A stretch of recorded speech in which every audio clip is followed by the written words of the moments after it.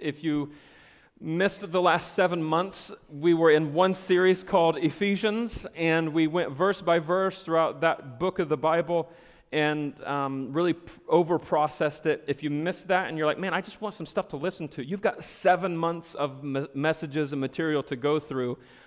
It will not be a waste of your time. It was just a phenomenal series to work through. So today is a new one, and with each new series, especially when you've been on one for 7 months, I'm normally up early on Sunday mornings, but because we're starting a new conversation today, it was an exceptionally early morning today, and so I guess I got those pre-sermon series butterflies going on. And especially with the one that we're going to be going into, we are, if you want to not go to the next slide, just hold that there, because I want to set us up on what this series is going to be. I want to ask a question to see how relatable this conversation is going to be. Not that I'm going to scrap it if it's not a good response, but how many of you have ever asked God for a sign? Anybody ever ask God for a sign? Okay, so we're in good company. In a variety of ways, we can go to God, or we might have gone to God and asked Him, God, will you show me that you are whatever? Just show me a sign so that I will know something, right? I want to go through a series of statements and see if any of these stand out to you, and then we're going to go from there. So,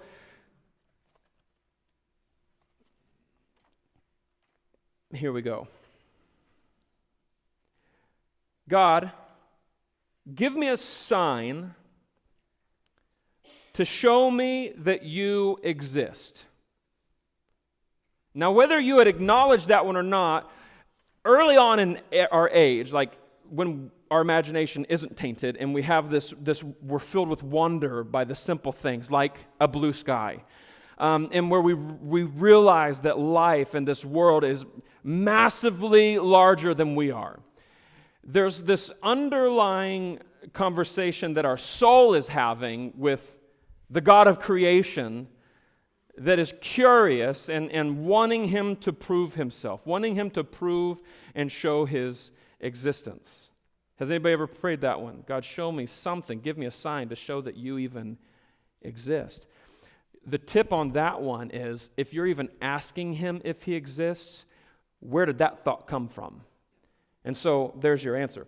Not that that's your sign or anything, but there's so much in front of us every day, day in and day out, that proves that He exists. How about this one? God, give me a sign so that I know that this is the right decision. I've got these options in front of me, and I want to know which option is the right one. I think those who are in college, like fresh out of high school, these type of conversations are on like crazy, like just ramped up, like the 19 to 26, like, God, show me something for the rest of my life. I want to know, I don't want to mess this up. I've seen so many people mess it up, and I want to know what to do so I don't mess up my life. Just stop freaking out. It's going to be okay.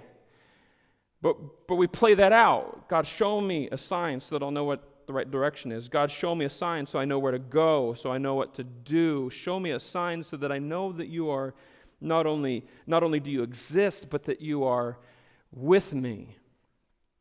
And you'll find that most of those prayers and most of those requests come during seasons of incredible pain, a loss of a loved one, or some other kind of tragedy. You want to know, God, are you with me?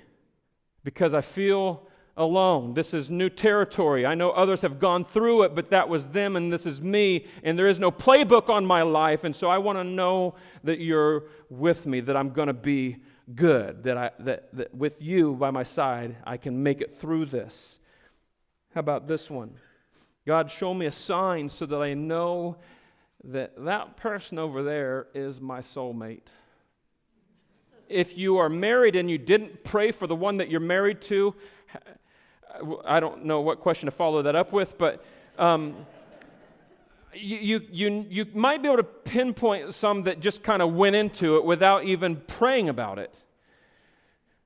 Of the things that I have prayed through, That one is the one that I'm glad I spent ample amount of time on, of like, God, you know who you're working with here. You know how quick to the scene I am, which I'm not ever quick to the scene. I need you to speak to me so that when I see that one that you want me to spend the rest of my life with, it's obvious. And it was. So if you are single and you're praying about who you're going to spend the rest of your life with, start praying. God, show me, speak to me, make it plain, give me a sign. Give me a sign so I know what I'm not supposed to do.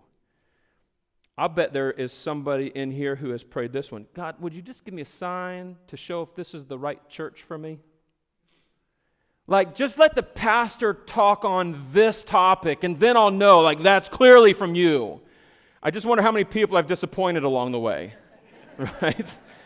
And maybe that's good. Maybe that's not the sign that they should be looking for, because I will just constantly let people down. Give me a sign to let me know if I'm right or wrong. We play these out in our minds. We want to know. We want to understand. We want to get to the bottom of right or wrong, this way or that way, that person or not that person. So we do this. And so as we get into this conversation about signs, I want to be sure to walk this line where I'm not being mystical and like out there. Because I don't know if you have the same kind of experience where you talk to somebody who is way into the whole signs and wonders things as if that's more important than Jesus. I just want to see the signs and the wonders. Okay, let's read the stars. Like, no, that's not what we're doing. We're not reading stars. We're not going to horoscopes to find out what kind of personality you are.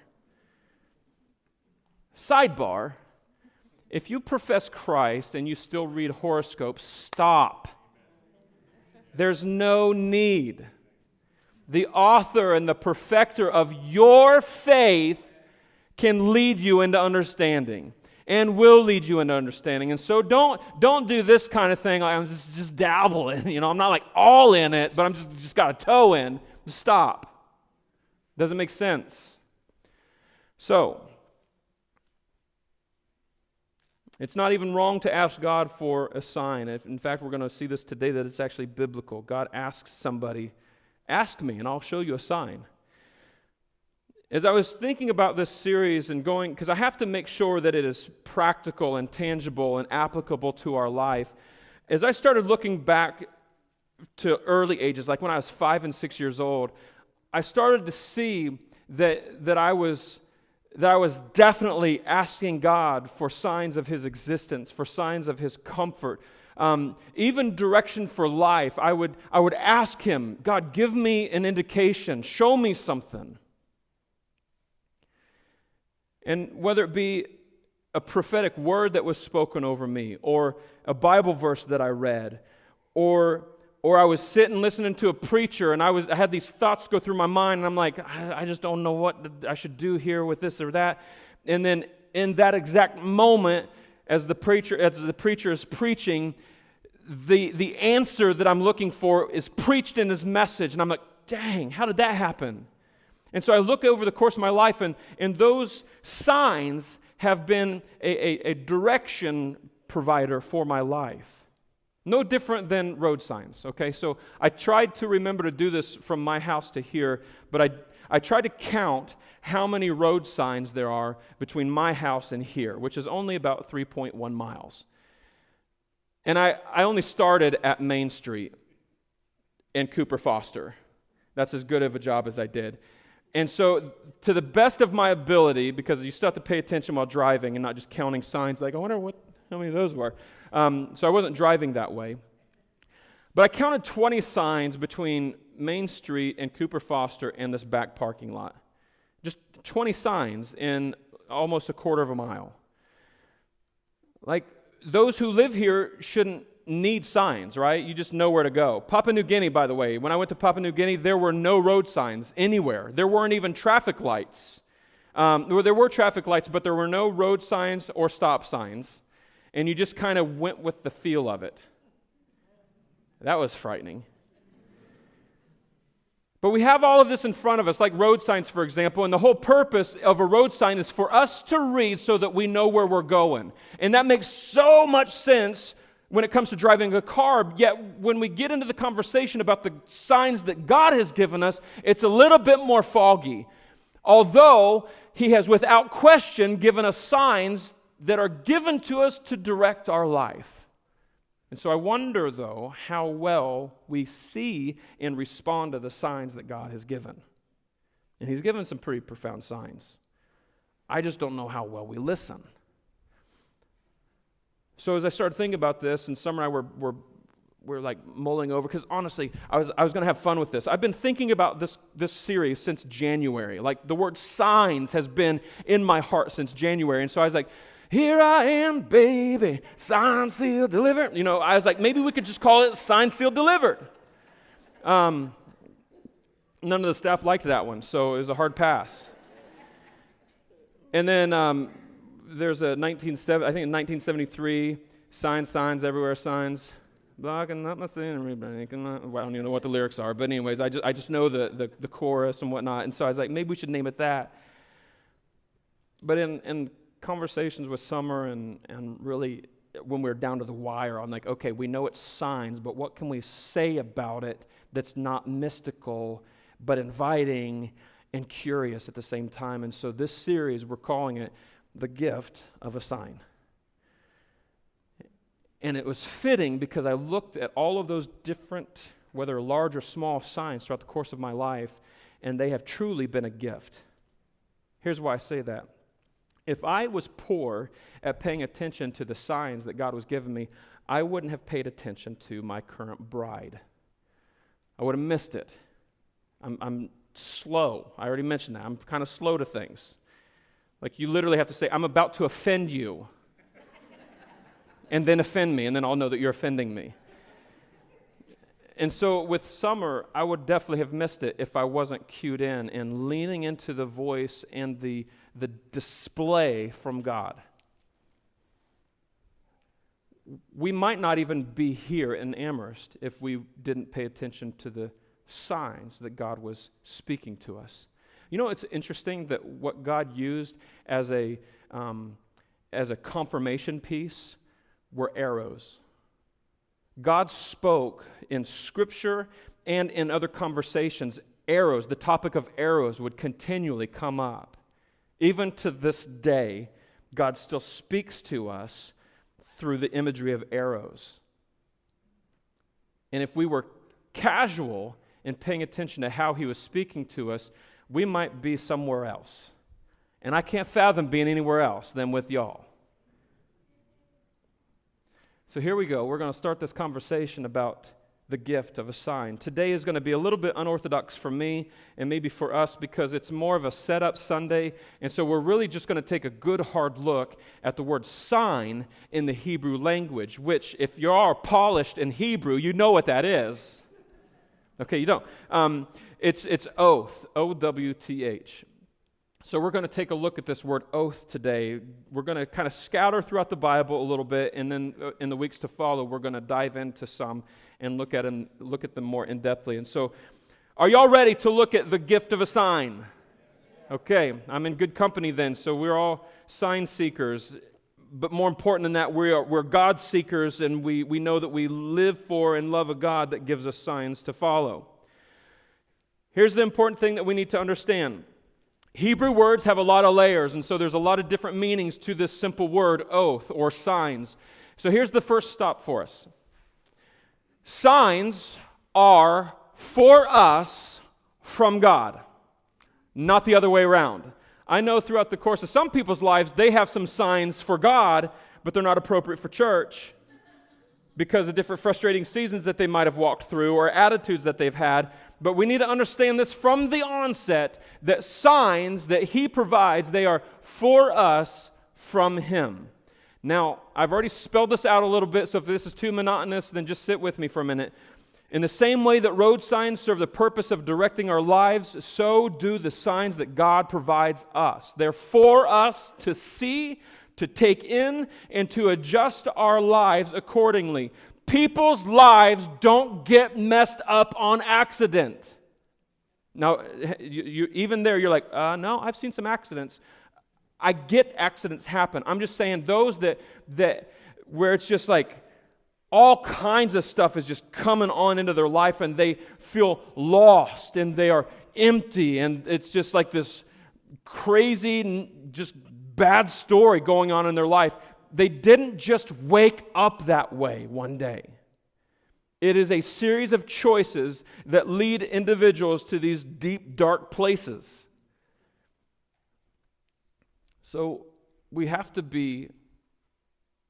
have some capacity to see and understand the signs that He has given to us. So here's the breakdown from here. Initially, or the first stop is it's actually it has a military tone to it. It's a military ensign. And so that's not a stretch for us to understand in the same way that there's Navy, Army, and you run down the list, there's a different sign that sets apart the different military personnel. There are different bars that they wear on their sleeves to differentiate what ranking they are. And so there's rank in the sign that they are marked with, and even distinguish them from other tribes or other groupings. And so that's really important so that you know who you're messing with. Are you messing with Army or Navy? Who are you messing with?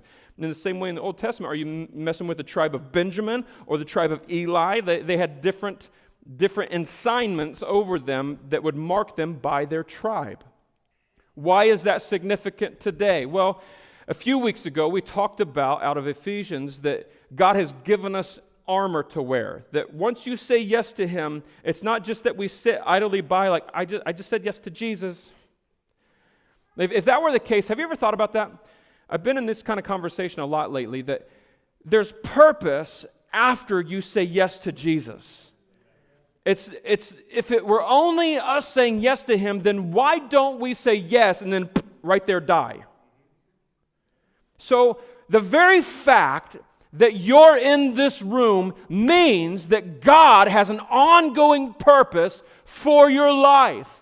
And it really picks up pace once you say yes to Jesus and you enter this relationship where it's a discovery relationship and He exceeds expectation in your life because you said yes to Him. And this is what happens when you say yes to Him.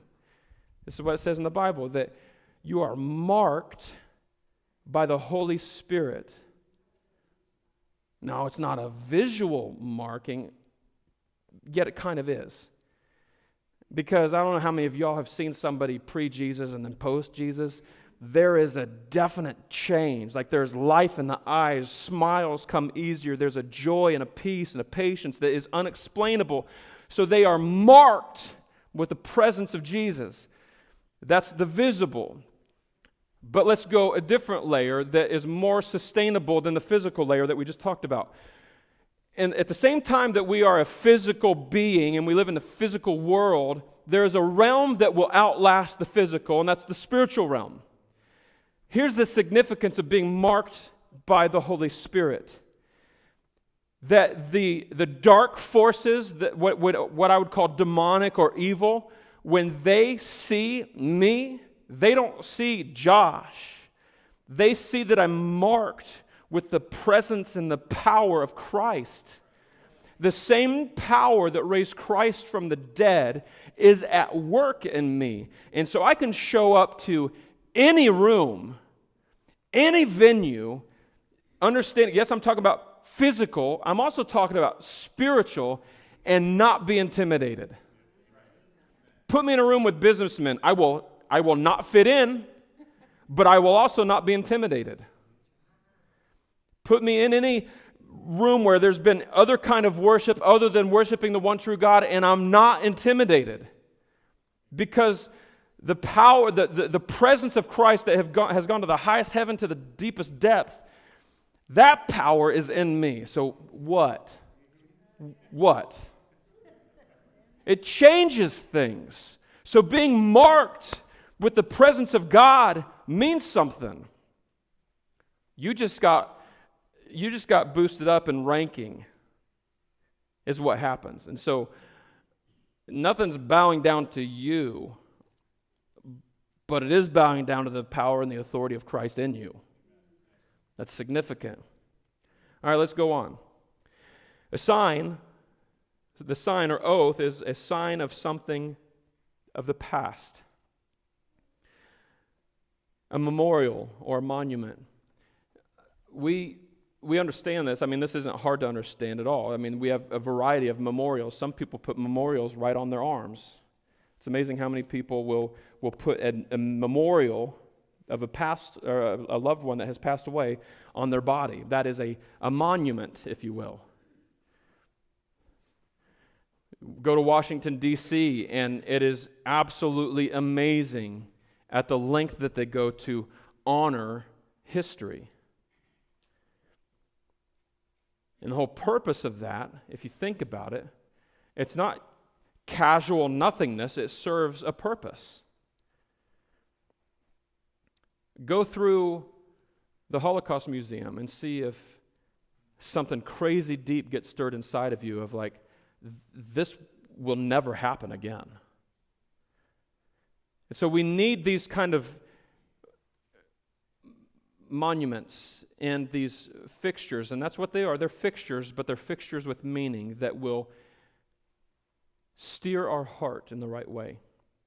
There's a fixture right behind me that's been here for a long time, and I get comments every now and again about the cross. I don't worship a cross because Jesus doesn't live on the cross. He lives in my heart, but that serves as a memorial of what he has done for us. All right, here's another one. Joshua leading the children of Israel from the wilderness into the promised land. This is what happens. This is the progression of events. They walk through the river on dry ground, and God says this, I want you to get some strong guys, and I want them to pick up rocks from the middle of the river and then build a memorial off the bank. Actually, there's a specific region. I want you to build it right here. These rocks, you could not get them any other place than the center of the river. They have had the test of time where the water's running over them. They are smoothed over. There's a specific shape to them. They are unique rocks. You just can't pick them up on the bank. And they positioned them in such a way, each tribe had their own rock, and they placed them there so that in the future generations, when the original generation is walking by those stones with a grandchild, and the grandkid's like, so Grandpa, what's up with the rocks?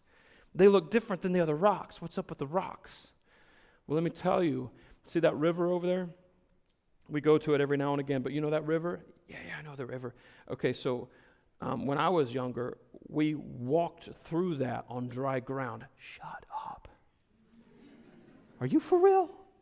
Yeah, and so, or else we wouldn't have been able to get those rocks. And so those rocks serve as a reminder of not only what we did, but it's also a reminder of God's faithfulness and his power and his authority and his heart for us. And so every time I walk by those rocks, it's not just a pile of rocks, it's a pile that proclaims the power of God.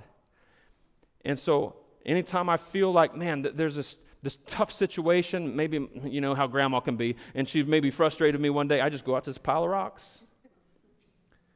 And I just am reminded of God's faithfulness. Are you for real? Yeah. Now here's the dicey thing about memorials. If they only become a fixture and lose their power, our life will not be directed. You slather that on any biblical principle, any truth of God that loses its power, it will not transform your life. There are a lot of people that know that Jesus existed, but they don't know that he is their Savior.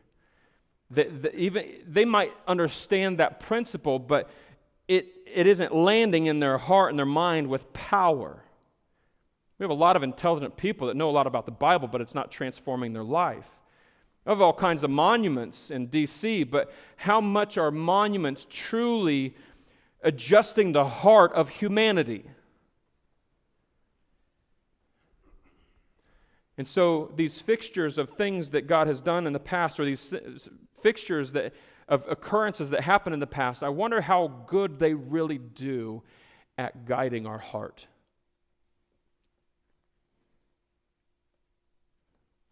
Y'all go ahead and start turning to Isaiah chapter 8. It's kind of in the middle of the Bible, a few books after Psalm and Proverbs.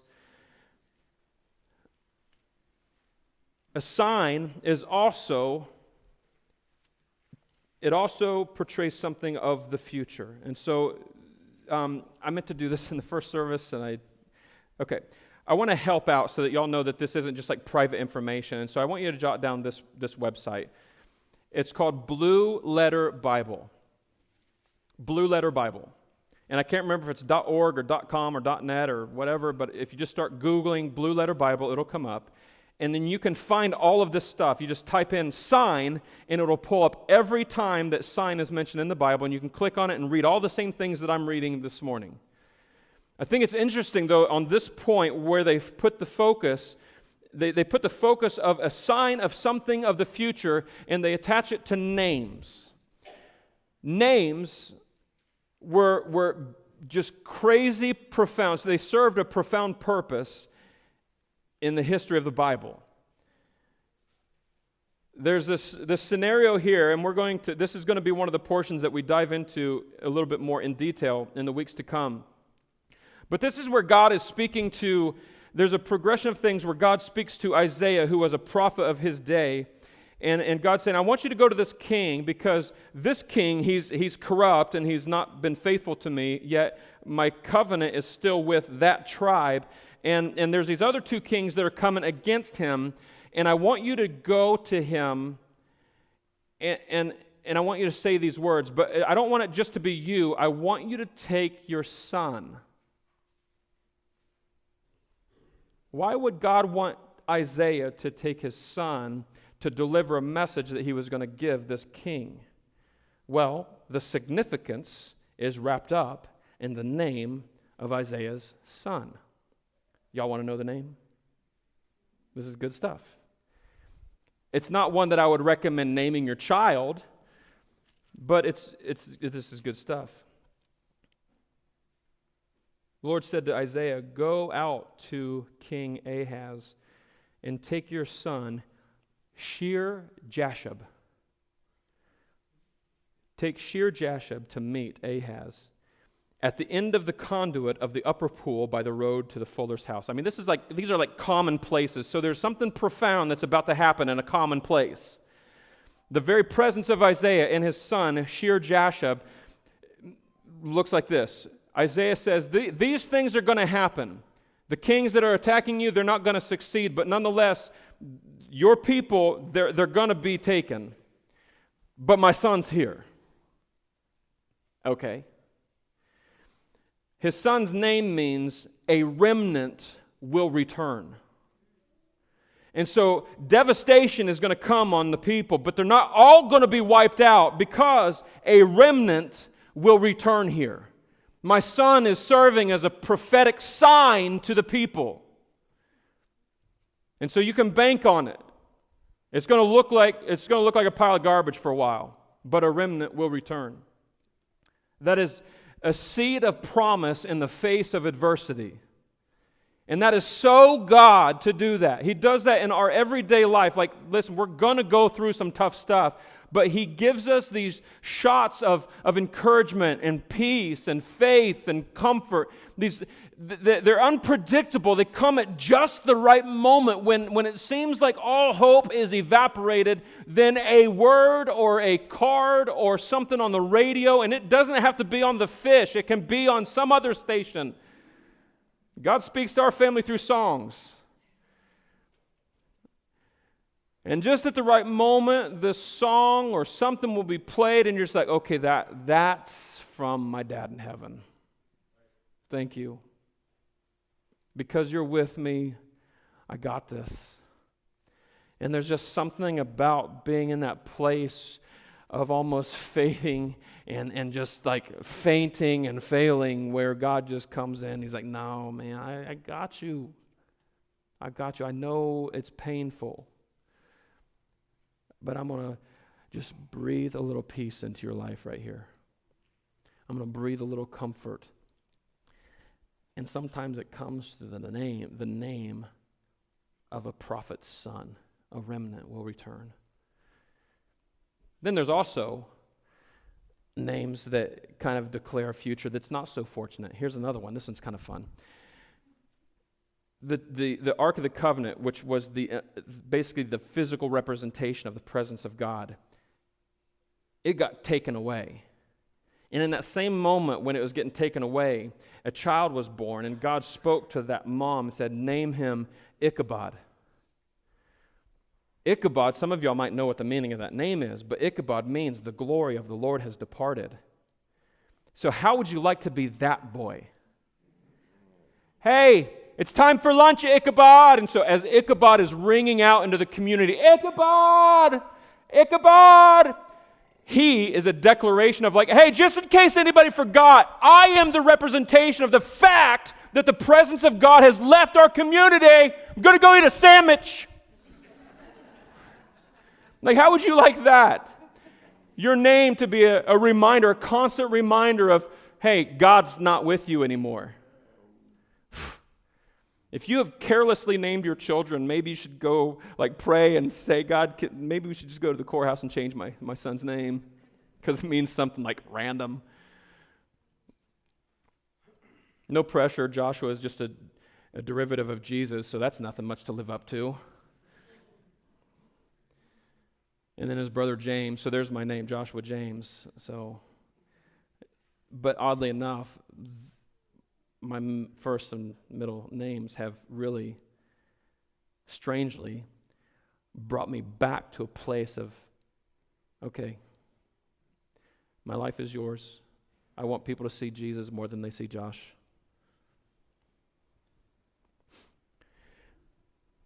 So, it's a sign of something of the future. And finally, we go through this other progression. Are y'all still hanging with me? Is this a good foundation? We got to have these understandings because we're going to go through these different layers in the coming weeks. It's also a sign of anything which cannot itself be seen. Well, what does that mean? It's a sign of anything which cannot itself be seen. Covenant. Has anybody ever seen covenant? Like, I understand what the word means, but I don't know that I've ever physically seen covenant. Early in the Bible, there's two covenants that were established. The one I think is pretty cool. A rainbow, by the way, is not a symbol to identify a group of people. A rainbow is actually a declaration of God's promise that He will not flood the earth completely. And so, yes, I am 39, but when I know that there's sun over here and rain over here, I run to windows to see if I can find a rainbow. Still, when I'm 80, I'll probably break a hip trying to find rainbows when I see sunshine and rain. I think they are fascinating. The second sign that God gives for a covenant is a little bit more intimate. And this is when God shows up in the life of Abram, not yet Abraham. So Abram has lived 99 years of his life being called Abram. Then, I don't know if it was his 99th birthday, what a party that would be. Like, God shows up. Oh my gosh. Abram, I'm going to be your God. I'm going to bless you. You're going to be the father of many nations. Kings and rulers will come from your family, from your bloodline. And as a sign of my covenant, I imagine he's like, yeah, I want you to be circumcised. Oh. I got to go eat some cake, so that doesn't sound very appealing. God goes to the most private part of man and says, I'm going to mark my covenant there, and it's going to be a lasting reminder. And everybody, all your boys, eight days old, and at 8 days, they are to be circumcised. And everybody that belongs to you, they are to be circumcised. That's crazy. But it served as a sign of God's covenant. And it even initiated the value of even blood and the value of there being a cutting. Because in the New Testament, what Jesus even says, He goes, you guys are looking at all the exteriors. I want you to be circumcised of the heart. I want you to get cut there. I want you to know God there. Don't just put on the show, the presentation, no matter how painful it might be. Don't just present yourself. Live for Him in here. But He used that as a lasting covenant. This is how it reads. This is Genesis 17. I just want you to read it so you know I'm not making this stuff up.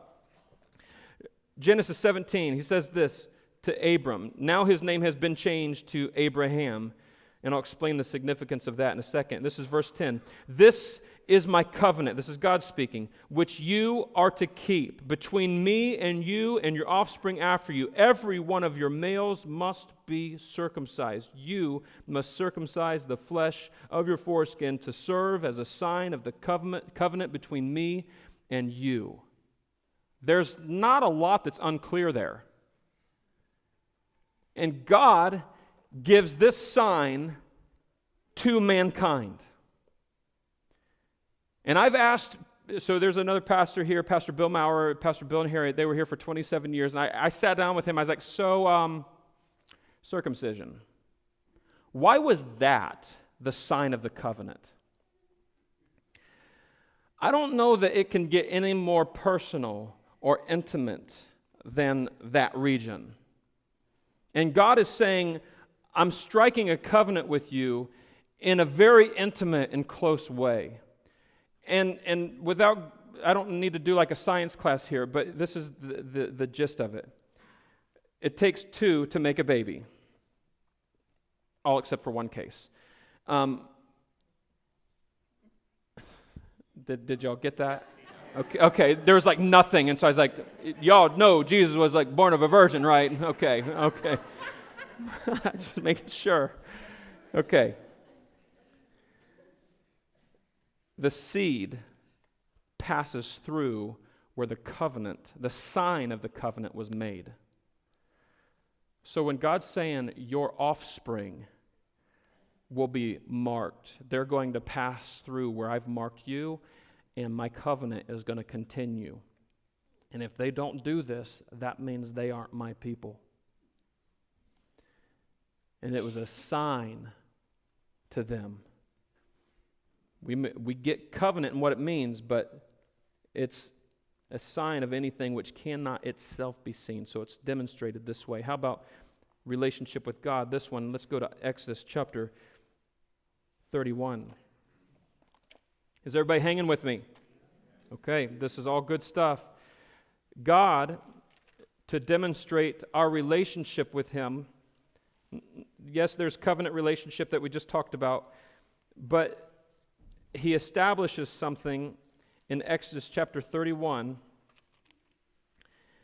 that I don't know that I teach on this enough. So this time God's talking to Moses, and this is what it says, chapter 31, verse 12. The Lord said to Moses, tell the Israelites, you must observe my Sabbaths. For it, being Sabbath, for it is a sign between me and you throughout your generations, so that you will know that I am Yahweh who sets you apart. There's a guy who pastors out in the Northwest. His name's A.J. Swoboda, and he did a message on Sabbath. And he said, you know the interesting thing about the Ten Commandments, because Sabbath is part of the Ten Commandments, he says, a pastor, if he breaks any of the Ten Commandments, if he brings all other 9, he's fired. But if he breaks Sabbath, he might get a raise. And there's a sad truth that he was speaking, and you could hear a groan in this room full of pastors, because all pastors struggle with maintaining a Sabbath. By the way, this isn't supposed to be my Sabbath, because I'm not resting. And so what he was trying to point out is that we, in a general sense, we're so capable of justifying our actions as to why we don't rest. Rest seems so counterculture. Yet, I guarantee you this, that if you truly lived according to this, where God says, keep my Sabbaths, by the way, they're His, for us. Keep my Sabbaths. Rest on the day that I have set aside for you. Rest fully. That means don't tire yourself. Don't tire your mind. Don't spin and toil, but just sit still and rest. Make some pancakes and slather it with syrup and just veg out in a hammock. I mean, just rest in His presence. And it just might be that dose that you need to slow life down. I don't know about any of y'all, but I feel like I sing the Beatles song all the time, 8 days a week. I just wish I had 8 days a week, which is such a fallacy because we'll just find other nonsense to fill our days with. Keep my Sabbaths. And listen to how he words it.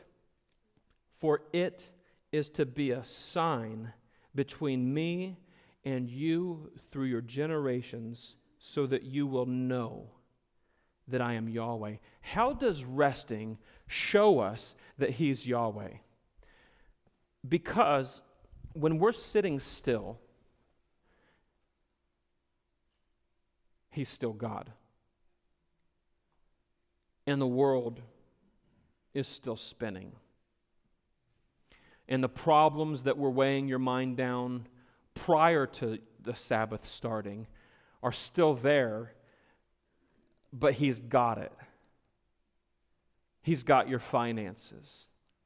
He's got that project that needs to get done that maybe should have only taken a month, but now it's like year 2 and it's not done yet. He's got it. We have a hard time, and I'm going to speak in generalities here. We wrestle with stopping.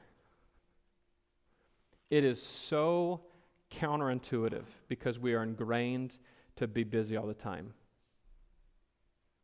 I wonder how many of your homes it's an oddity for mom to sit down and relax.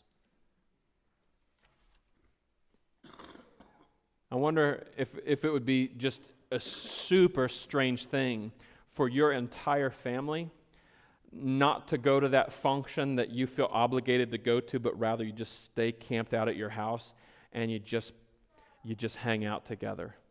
Let some people down. Like a Sabbath is permission to let some people down. You don't have to fill your schedule to feel accomplished and successful. But when we do that, what we are humbly saying, and we're swallowing our pride and we're acknowledging the fact that we aren't the ones that hold the world together. Because if we don't stop, we're saying, listen, I don't have time to stop. God, this is bigger than God can handle. If I don't step in, what's going to happen? And that's massive arrogance.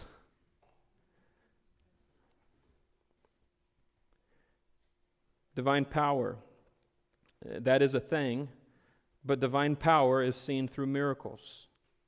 And I think that we have a hard time. Some of y'all, even at the word miracles, you're like, whatever. Because maybe you've prayed for something to happen. Maybe it was you wanted a dear friend to be cured of, healed of cancer, or some other kind of physical healing, and you've prayed the prayer, and events happened that looked exact opposite of what you prayed for. And so I'm just going to lay this out there. I'm guilty of being a little bit jaded at miracles because things didn't happen the way that I thought they would happen. But once again, I'm not God. It shouldn't keep me from praying for signs and wonders and miracles to happen.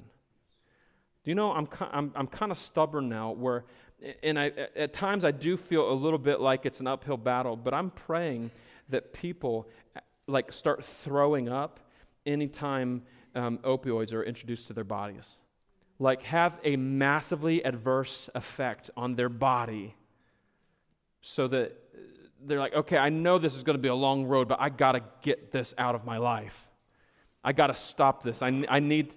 And I can be super naive to this, and I understand all of that, the physiological, blah, blah, blah, blah, blah, but I don't care. I don't think God cares about physics and physiological stuff. He's God. He's capable.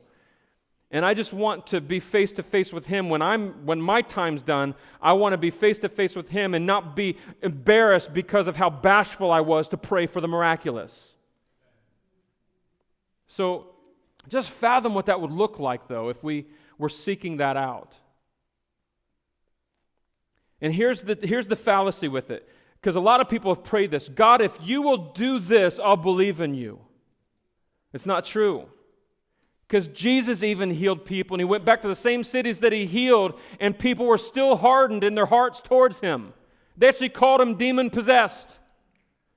I mean, how much more not demon-possessed can you be than to heal somebody miraculously and then them still point fingers at you? I don't understand the logic and the mindset of humankind. And so, yes, I do pray that people would supernaturally just be done with heroin, done with alcohol, done with all that stuff, stop being bound by it. But I know that the very sign of that, let's just say that Lorain County, like today, done, everybody's like, I don't want heroin. I don't need to drink the way I drank. I don't need to even speak the way I used to speak. Let's just say that Lorain County that happened to. Can you fathom how the nation would respond? Let's say that it was a miraculous event where the homes weren't so broken, where kids aren't living with their grandparents because their parents are either in prison or dead because of drugs. Can you fathom what kind of attention that would get? Like, those are my kind of prayers. Like, God, rebuild the broken streets, bind up the brokenhearted. All of those scriptures that talk about these miraculous events that will take place, do that. But then if things don't unfold the way that I think they should, I'm not going to make a gesture to God. I'm going to keep being faithful to Him. Because the gift of a sign that keeps me on that persistent path of asking God for miracles, no matter how things look, I'm looking at a greater sign that's been given.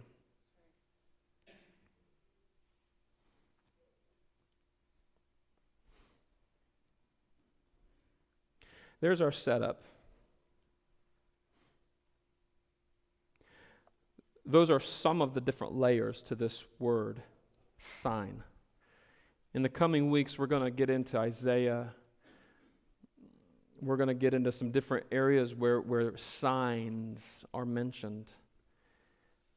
And I'm truly hoping that God does a profound work in us along the way. And here's also, I'm not smart enough to set these things up.